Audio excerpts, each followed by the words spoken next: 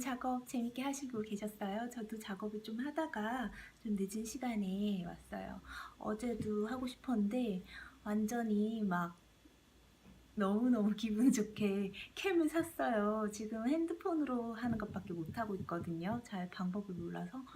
그래서 캠을 사서 여러분을 실시간으로 볼 수 있지 않을까 생각했는데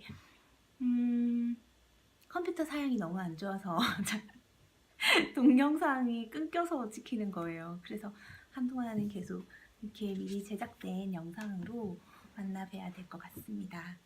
오늘 함께 할 책은 흥행하는 영화 시나리오의 8가지 법칙 세이브 더 캣 하고요. 제가 여기서 이 책에서 가장 좋아하는 정말 백미라고 볼 수 있는 장이에요. 제 4장 장 나누기, 그 개괄적인 시작을 해볼까 합니다. 우리가 저도 이 책을 보기 전에 알고 있었던 거는 시드필드 시나리오란 무엇인가 우리 다 봤죠. 아니면 보실 예정이거나 이걸 모르더라도 삼막 구조라는 말을 들어보셨을 거예요.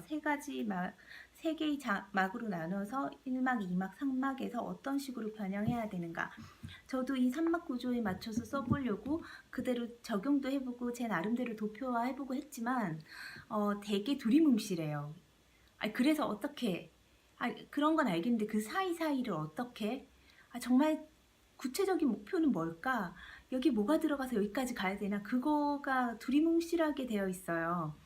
그래서 좀 적용하기가 힘들어서 저는 제 나름대로 엑셀에 정리를 해보기도 했었고, 뭐 흔히 쓴다는 그 포스트잇 붙이는 작업도 해보고 여러 가지를 해봤지만 이 삼막 구조라는 것 자체로 한 번에 적용시킬 수 있는 거 찾는 게 되게 굉장히 힘들더라고요. 그런데 제가 좋아하는 이 세이브 더 캣을 이 책을 제가 왜 선정했는가 이제 오늘부터 저랑 하시면서 아시게 될 거예요. 그리고 이 부분에 대해서는 저도 계속 연구 중이니까 더 좋은 것을 발견하게 되면 여러분과 함께 공유하도록 하겠습니다. 이 장나누기에 대해서 이 책에서 이렇게 얘기해요. 새로운 아이디어를 작업하면서 이 구호를 떠올릴 때가 가장 짜릿하대요. 왜냐하면 장별로 나눠보자 라는 걸 생각했을 때 모든 좋은 장면과 아이디어, 인물들을 벽에 붙인 다음에 이제는 어떤 요소가 어디로 가야 하는지, 어떤 인물이 무엇을 해야 되는지, 당신이 상상한 장면들이 모두 필요한지 아닌지, 아니면 다 갈아엎어야 되는 건지 그것을 알아볼 차례래요. 두세 번 정도 그런 생각을 한 다음에는 정확하게 한 번에 나누는 방법을 써야 된대요. 그것이 바로 구조라는 거예요. 구조가 왜 중요하냐면 이렇게 얘기를 합니다. 시나리오를 쓰고 팔기 위해 가장 중요한 요소는 바로 구조인데 시나리오 팔 때 구조가 잘 짜여 있다면 그것은 당신이 견고하고 명확한 청사진을 구상했다는 뜻이래요. 나중에 각색 작가가 영화 같은 경우는 내가 각본을 써서 딴 사람한테 줬을 때 각색을 맡길 수 있고 내가 각색을 했지만 또 다른 사람이 각색을 하게 되는 경우들도 있거든요. 그렇게 왔다 갔다 하는 상황에서도 내 크레딧을 지킬 수 있는 유일하고 명확한 방법은 구조라는 거예요. 나중에 각색자가 당신이 배열한 장면 순서를 바꾸거나 대사를 지우고 새로운 인물을 추가하거나 기존의 인물을 뺄 수가 있지만 당신이 튼튼한 구조에 입각해 시나리오를 쓰고 스토리가 어떻게 그리고 왜 이런 식으로 진행되어야 하는지를 명확하게 안다면 각색자들이 어떻게 손봐도 당신의 시나리오는 굳건히 당신 작품으로 남을 것이다 라고 이 저자는 얘기하고 있어요. 그렇다고 미리 너무 경계하지는 말아요. 어쨌든 구조가 튼튼하면 작품에서 여러분의 이름이 남도록 보장이 된다는 거예요. 전체 틀이 바뀌지는 않으니까. 그래서 다른 어떤 요소보다도 장으로 구성된 시나리오 뼈대는 나중에 윗사람들이 각본 크레딧을 결정할 때 이 작품의 1등 공신이 당신임을, 여러분임을, 저임을 인정하게 만드는 증거가 될 것이다 라고 얘기합니다. 크레딧 분쟁은 영화를 찍고 제가 쓴 작품에서도 하다가 마지막에 좀 분쟁이 되기도 하거든요. 끝까지 신경을 써줘야 돼요. 그거 굉장히 중요한 겁니다. 그래서 이 구조가 굉장히 중요한데 여기 이 작가도 얘기해요. 정말 자기는 이 구조에 대해서 굉장히 늦게 깨달은 편이고 산막 구조, 시드필드의 산막 구조가 있다는 걸 알고 그걸 적용하려고 했지만 그 공백이 시나리오 공백이 그 상막 구조에서 말하는 것들이 있거든요. 포인트들을 집어주잖아요. 그럼 그 사이 공백들을 뭘로 채울지 몰라서 길을 잃고 절망하며 익사하기 십상이었대요. 그러니까 계속 방황했다는 거죠. 저도 산막 구조에 놓고 영화를 쓸 때는 그랬던 것 같아요. 그거를 거기서 다음 요소까지 가는 데까지가 사실 힘든 거잖아요. 그죠?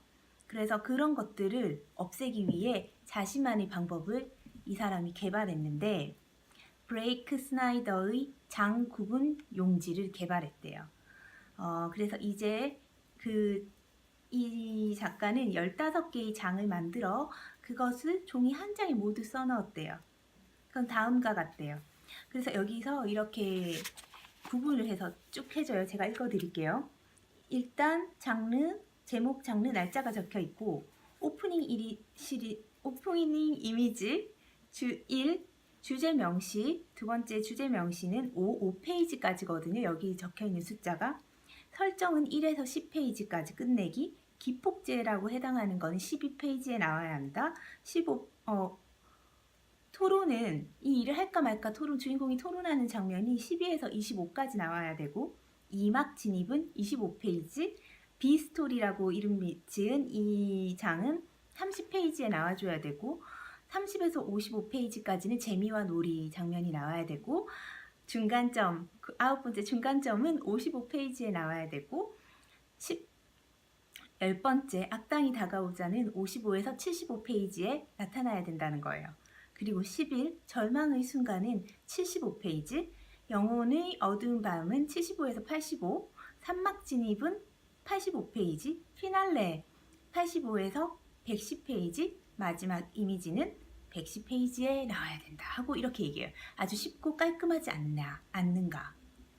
제가 엄청 빠르게 말했지만 이 부분에 대한 용지를 제가 정리를 해서 제가 지금 저번에 말씀드렸던 월간 시나리오 카페에 자료들을 올리고 있거든요. 거기에 오시면 이 자료를 받아보실 수 있도록 올려놓도록 하겠습니다.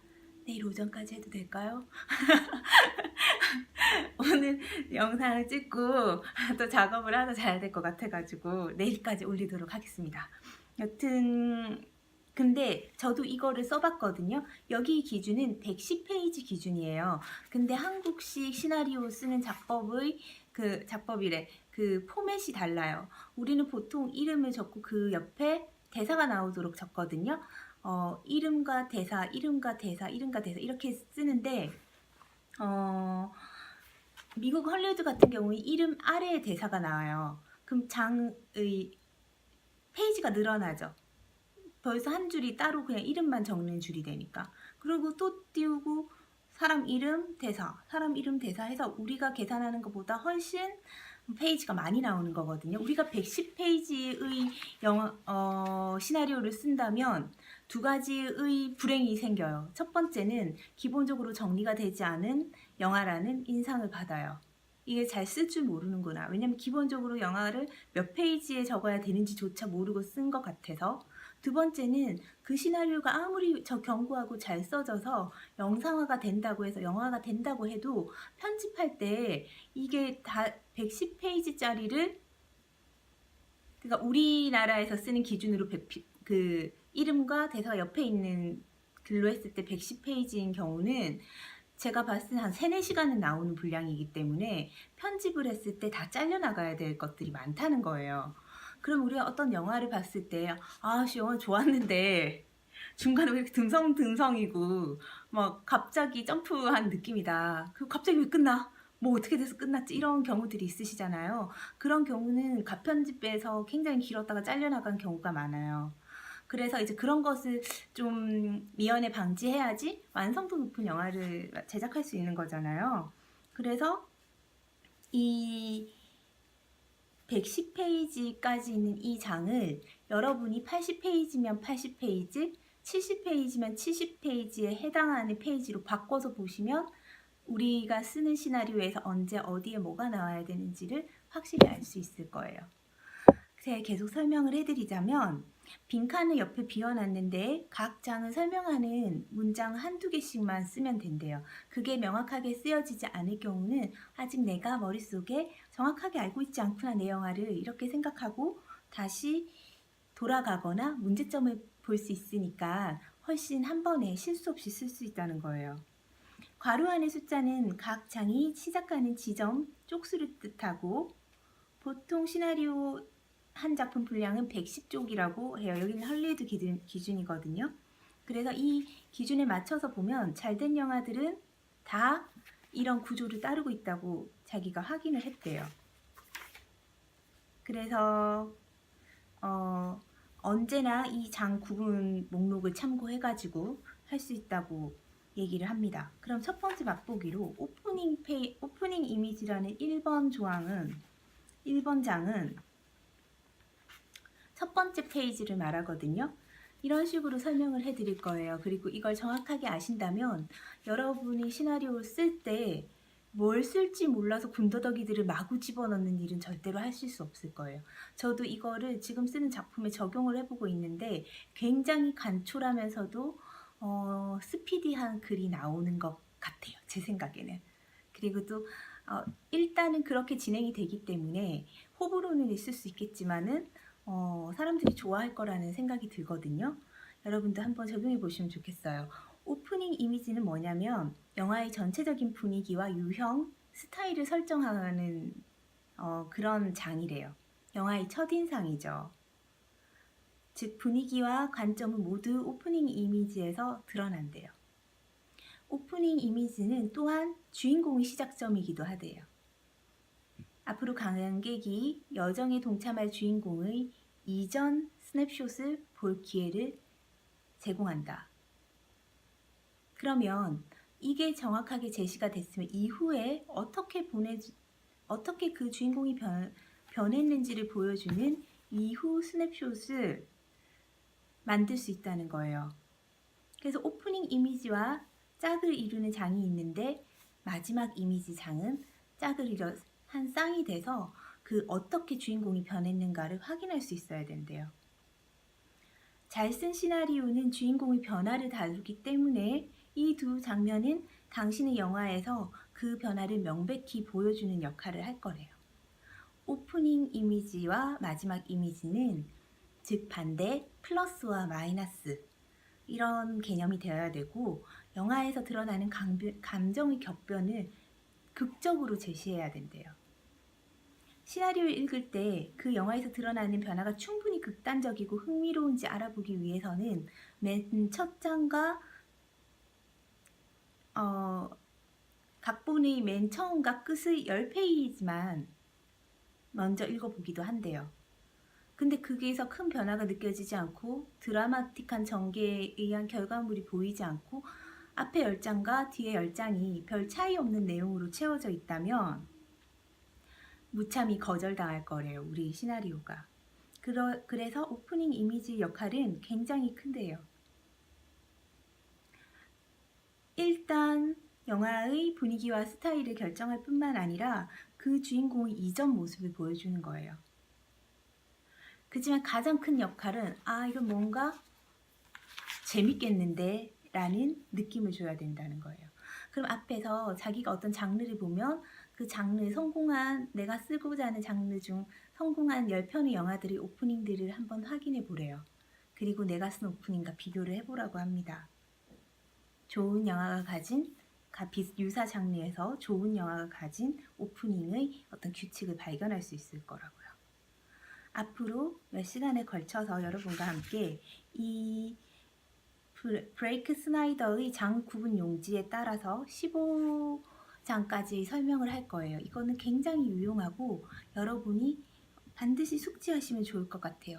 저도 또한 저거를 숙지해서 적어놓고 있거든요. 다음 시간에는 제가 어떻게 적어놓고 어떻게 기억하는지 여러분과 공유하면서 내일까지 이 장 구분 용지를 저희 카페에 올려놓도록 하겠습니다. 필요하신 분은 오셔서 참고하시면 좋을 것 같아요. 정말 설레입니다. 제가 정말 좋아하는 부분이 시작됐기 때문에요. 이것을 위해서 앞부분을 이 책을 선택했다고 해도 과언이 아니거든요. 확신을 가지시고 한번 들어보시면 굉장히 저 작가가 왜 자기 영업 비밀을 말하고 있지? 라고 생각하실 수도 있습니다. 저희 영업 비밀을 다 공개하겠습니다. 앞으로 몇 시간에 걸쳐서. 늦은 밤까지 함께 해주셔서 감사하고요. 언제나 성공하는 극장에 걸릴 만한 기적을 일으키는 좋은 작품을 쓰면서 뵀으면 좋겠고, 영화를 보실 때마다 제가 저와 얘기 나눴던 이런 것들이 조금이라도 도움이 됐으면 좋겠어요. 편안한 밤 보내시고요. 사랑해요. 고마워요. 행복하세요. 그리고 유용하셨다면 좋아요랑 구독하기 눌러주세요. 오늘 너무 일을 열심히 했나봐요. 계속 발음이 꼬이네요. 네, 좋은 밤 되세요. 안녕.